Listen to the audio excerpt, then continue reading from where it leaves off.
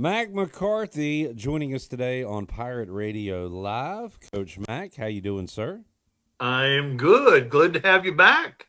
On the time of this recording, breaking news, just saw a tweet from John Rothstein, who I think is serious enough about college basketball that he does not do April Fool's jokes. Buzz Williams heading a little closer this way, going to Maryland, leaving Texas A&M. Is that right, Mac? I've been hearing that for a couple weeks since it looked like Kevin Willard was going to take off and go to Villanova. I have been hearing Buzz's name. Buzz moves. He Yep. moved from Marquette to Virginia Tech, which was a little inexplicable given the success he was having at Marquette. Had success at Virginia Tech, went back to Texas A&M. He's a Texas native. You kind of get that. But since then, his name has been floated out there numerous times.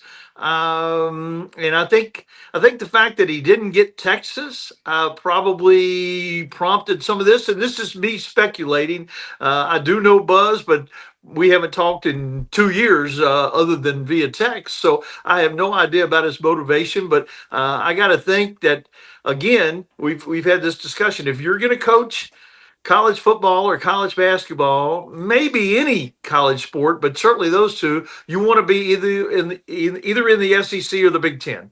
And Maryland is in one of those two. He was in one of those, but maybe a little easier path to the hallowed ground of the Final Four or even the NCAA tournament of at Maryland in the Big Ten rather than Texas A&M.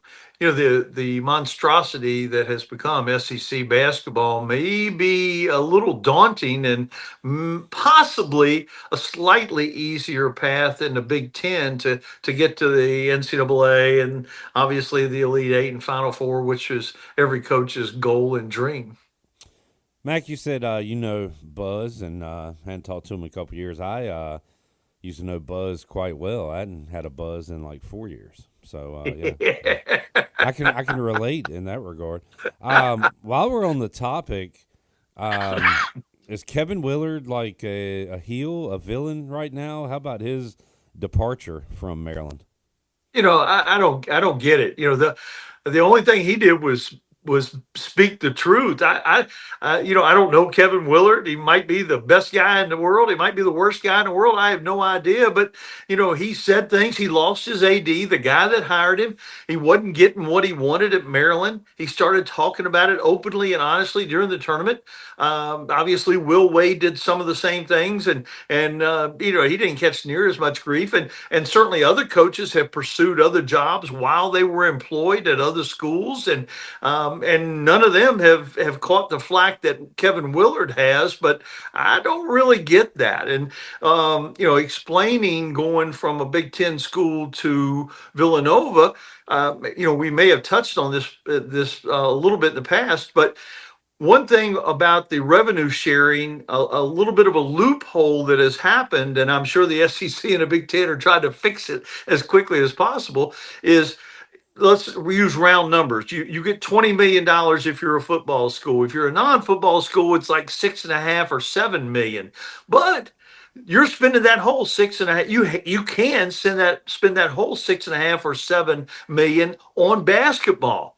Nobody that has football is going to spend 6.5 or 7 million on basketball. Now there's still NIL above and beyond the revenue sharing, but right now the teams that play only basketball that get the full share are at an advantage over the teams that do have football from a basketball perspective. So that's one reason why you would leave a Big Ten or SEC school to go to a Big East school, obviously. As I'm enjoying these basketball games and what I love about sports, the action on the court, Mac McCarthy is sending me links to how much money these conferences are making to remind me again that all this sucks. But the SEC, with all their teams in the tournament getting paid big time, the American, with their one team in the tournament, getting around a projected 68 million less than the SEC. So pretty sobering number there, but this is the reality of things, Mac. Yeah, you get shares for games played. You get shares for advancing. You get more shares, obviously, when you advance further in the tournament. And the Final Four is a wash. There is no more to gain by going to the championship game. You're already there. You get your shares. So, and the other thing about that number that you're seeing, that's what it is over 6 years. But that's what they're earning this year. But it is spread and distributed over 6 years. But yeah, the SEC is getting 70, and the American and many other leagues that only had one team in and only played one game are getting 1 million. And the discrepancy continues to grow, unfortunately. Mac was going to talk Final Four with you, but Kim Mulkey brings up a good question. How many Final Fours you been to? I've been to a lot, not under the auspices of being a coach, but Okay, well we I've can talk. attended a lot of Final There Fours. you go. All right, we can talk about it then, because I've never been to one, so I can't speak to it. We'll talk women's basketball in a moment with Shirley Rhodes. Man, it's kind of funny, Mac. Like I asked you how many times. Like, all right, Mac, I'm gonna give you Duke, Duke and Auburn, or the field.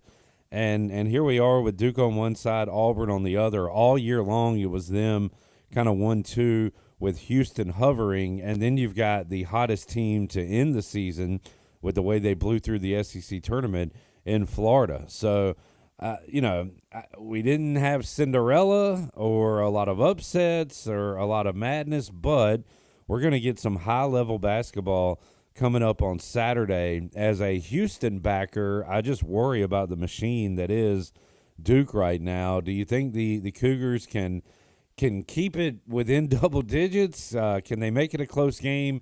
Can they win the game? What do you think about that matchup?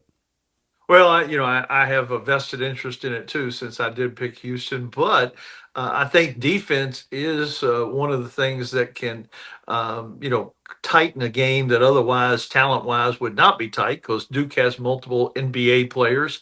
Houston might have some marginal NBA players, but yeah, I think they can. I think they will. The tournament has been extremely physical. And if that continues, that bodes well for Houston. One of the last teams we saw get really physical with Duke was Clemson at Clemson, and Clemson won that basketball game. And certainly Houston is better defensively than even Clemson is. So yeah, I think they can. I don't know that I'd bet that they will. If you told me any of these four teams won the Final Four, won the championship, I wouldn't shake my head. Nothing would shock me. But yeah, I think Houston can make it a game, and you get down to the end, one possession game. Hey, coin flip. One thing that opened my eyes the other night, Mac, was Duke being the bully, the aggressor, Yeah, the inside force against Alabama, and yeah. that's kind of what I was hanging my hat on with Houston. That hey, that they are the bully. We'll see how Duke does. Alabama doesn't offer much inside; they stand Yeah. around the perimeter mostly. But that did impress me with Duke just dominating in the paint the other night with so many lobs. We'll see how Houston's defense combats that. What is the decider for Auburn, Florida, Mac? What's the difference between those two teams? Maybe just health. If the big guy is 100%, you gotta think Auburn has a better chance. But I think, all things being equal, I think Florida has a slight advantage just because of the depth, especially inside depth. They can just keep bringing big bodies in there. They can all do a little something different. Some of them back to the basket. A lot of them face up, stretch four kind of guys. They're all shot blockers, rim protectors. I think Florida has a slight advantage. I think there was a reason they went into Auburn and won. Shame on Texas Tech. They should have been there. My goodness, what a meltdown. All right, so Mac, Saturday Whoa, night whoa, we're whoa, watching. whoa, whoa, whoa, whoa, whoa, whoa. They didn't have a meltdown. I've just giving the other team some credit for a great comeback. I'll do that. That's fine. But you're Okay, up good. double digits with what 3 minutes left. You got to close out that ball game. But then Okay. again, how many Final Fours have I been to? So I'm watching. We're watching the Final Four tiebreakers Saturday. Myself, Ronnie Woodward, and former D1 athlete Howard Hurt, just a tremendous ball player. Good people. And Ronnie has action on USC women's basketball against Kansas State. So I jump in with them. And Mac, we got ECU baseball up here. We got Texas Tech and Florida on the big screen. And then in a far corner TV, USC's playing. And Ronnie and we're like standing up cheering for that more than anything. But USC loses to UConn last night. But so I have been watching some games, following it a little bit. But we'll bring in Shirley Rhodes to talk about what's going on the women's side of things. Hello, Shirley. That would help, wouldn't it? Hey. Hi, Coach. How are you? Hey, Shirley. Shirley and I correspond all the time. We're keeping up with some things happening off the courts, aren't we, Shirley? Yes, we are. But I did wanted to come in because I meant to do it last week, but I couldn't get here in time. But I wanted to talk to you about the NCAA tournament as far as the women's side. Of course, Sure. I sometimes I feel like in the women's tournament, the number one seeds are just very predictable. You can pretty much go chalk the entire tournament bracket and be pretty much right. There's very few surprises as opposed to maybe the men's side, but you've got your Final Four set. You've got Texas, South Carolina, UCLA, and UConn. Out of those four, which one of these teams surprises you the most that they got to where they are right now? Oh gosh. Connecticut's not a big surprise because they're UConn and they have Paige Beckers and no one else does. Mm. Texas might be the surprise a little bit, even though they had a great year and they're very talented. UCLA, I don't think is a surprise. They've been right at the top one or two all year. Um, South Carolina, no surprise either. So yeah, I'd say Texas of those four. Okay, because I would venture to say the same thing because I filled out my women's bracket just so I could follow it. I had Tennessee beating Texas because of the way Tennessee plays basketball. Yeah. They almost run it like a hockey line change. They make multiple substitutions because they run up and down the court so quickly. And I didn't think Texas could keep up. But then I watched them play TCU last night. And as much as TCU gave them, issues, and even with I think it was like less than a few minutes to go in the game, there was only a 10-point difference between the two teams. And then Texas just hit another gear and just ran TCU out of the building. But from my standpoint, it feels like the biggest surprise of the entire tournament, for me anyway, was watching Notre Dame get bounced. Yeah, that was kind of inexplicable. They were deep, they were talented. The lack of an absolute true center probably hurt them in some, key matchups. But Hidalgo and Miles didn't have that magic that they had earlier in the year. But there were times this season, like you, Shirley, that I thought they were going to win it all. Oh, yeah. And then of course they faded at the end, and the committee looks a little smarter for making them a 3 seed because all year they were a 1, maybe a 2, a couple times, but for the most part they were a top seed. There were some times where they were the top seed in the tournament, but yeah, the committee looks pretty smart now, don't they? They do, and I do want to ask one more question before Clip jumps in on me. I want you to put your coaching hat on for just a second. It's probably been a while since you put that coaching hat on, but looking ahead to the matchup between UConn and UCLA, one of the biggest stories out of both of these camps, not so much aside from Paige Beckers, of course, but has been the post play between their two bigs. And for UCLA, it's Lauren Betts. She has been their player, their star player all year long. And then you look at UConn, and there's this freshman who, by the way, is from Fuquay-Varina, North Carolina. Sarah Strong, who has been playing lights out. What do you see as a coach are the advantages for UCLA and Lauren Betts and the advantages of UConn and Sarah Strong when those two have to match up against each other in the Final Four? Well, it's going to be a neat matchup. Strong can step out and shoot the Yep. three and try to move Betts away from the basket. That's the most obvious thing. Betts is playing at such a high level. You kind of get the feeling that the winner of this game is going to be the winner of everything, right? Mm-hmm. But again, we've seen it before. We've seen it on the men's side. We've seen it on the women's side. When you have a player that just kind of takes over and plays her best basketball, maybe of her career, Paige Beckers is such a difference maker that it's nice to theorize about the centers and their battle, but goodness gracious, she kind of trumps both of them, doesn't she? Oh, yes, she does, considering the fact that she's done something, considering if you look back at the UConn history of some of the ball players that they've had coming out of school, Rebecca Lobo, Nafisa Collier, Maya Moore, Diana Taurasi, Sue Bird, the list goes on and on and on. And Yeah. Paige did something the other night that none of them have ever done, which is drop 40 points in a postseason game. Yeah. And it is just insane. And she had 31 last night.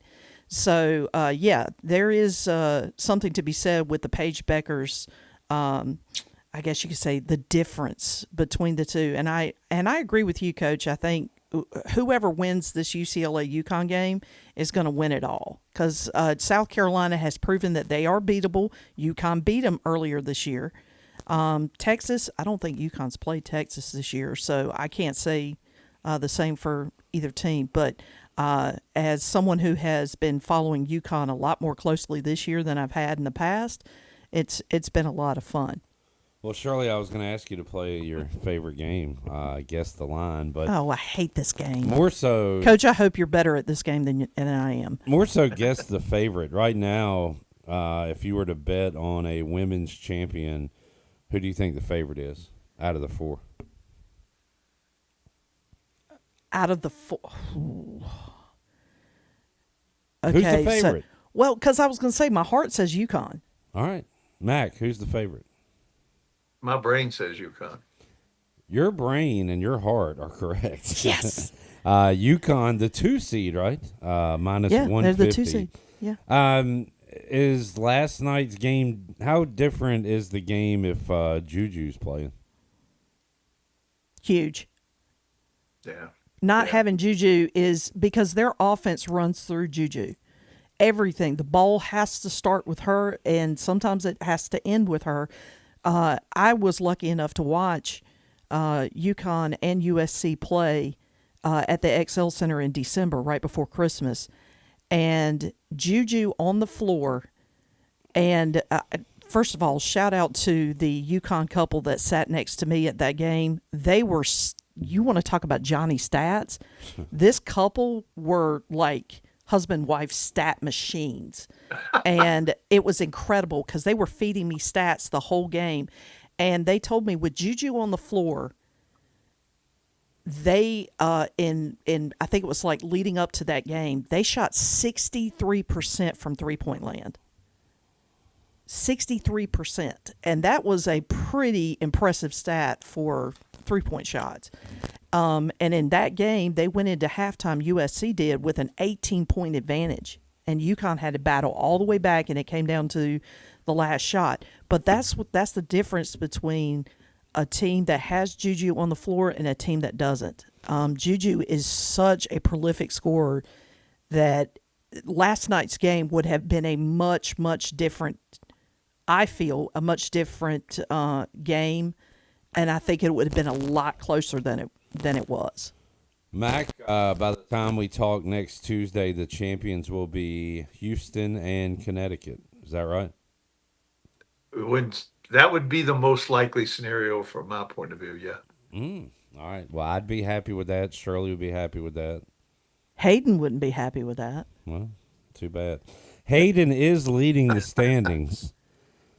I can't tell you how thrilled she is that she is at the top with Coach Mack. Let me tell you. Well, she is she not at the was. top She with Coach was. Mack because Clip Brock is in second place. In between two interns that don't typically watch basketball. Yeah, followed by intern Grayson. So Coach Mack now tied for fourth. Coach, you're a little better in NASCAR. You're third in a 3-man pool. I was at the race in person though. At least I was covering Martinsville for the Pirate Radio Live. How many races you been to? More than Clip. That is true. How many Daytona 500s have you attended? All right, Kim. So this is a great stretch, Mac. What is it? Martinsville, Darlington, Bristol, I believe. So we're in the meat of that sandwich now. How about Darlington? Who you looking at to be in the winner's circle? You know, I wouldn't be surprised to see Hamlin go back to back. Anytime tires are a factor, you have to put Denny Hamlin in the contender category. And he dominated at Martinsville, and he is awfully good at Darlington. And the other guy that's underrated taking care of his tires is Larson too, and he could be in the mix. All right, Mac, let's wrap it up. What you watching? Give me a good show to watch tonight. Oh my goodness. If you have time, I mean, I don't know if you can watch it in one night. You might be able to, depending on your schedule. I'll tell you one that I have laughed at and enjoyed like crazy is called The Residents. What is that on? The Residents. I I'll think find it's it. on. Yeah, I'm not positive. Have you seen the one? Do you got Peacock? I think we have everything, but I don't know.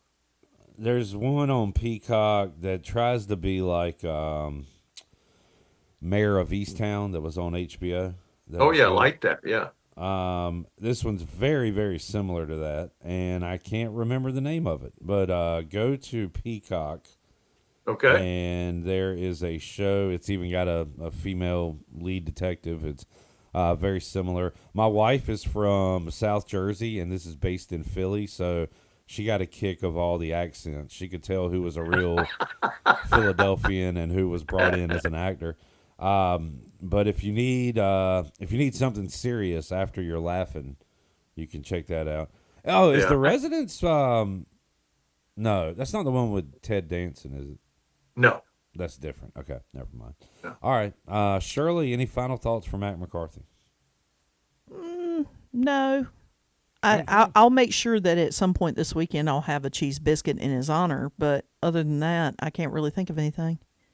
I have 2 a week. I try to limit myself to 2 a week, frozen from the little rocket. Oh, so wait, are you having it shipped to your house or is someone bringing it to you? No, we go pick them up. I don't trust that to Stop anybody. it. You drive all the way down just to get a biscuit? Jean has been there. She's gone every 2 weeks and gotten the biscuits. Yes.